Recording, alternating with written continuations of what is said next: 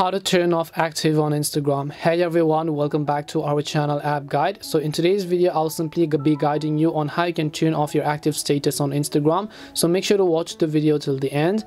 In order to turn off active on Instagram so that other people might not know when you're active, open up Instagram app first, then come to your profile page. Then just tap on the three lines icon from the top right and then go to settings.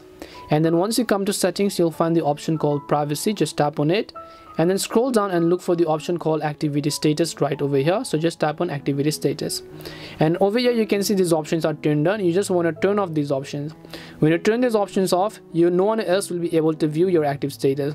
But keep in mind that when you cannot view other people's active status, you will also not be able to view other people's as well, and other people will not be able to view your own active status too.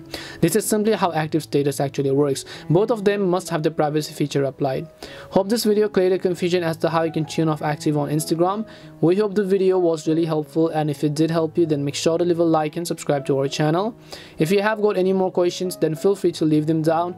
Thank you very much for watching, and see you in the next video.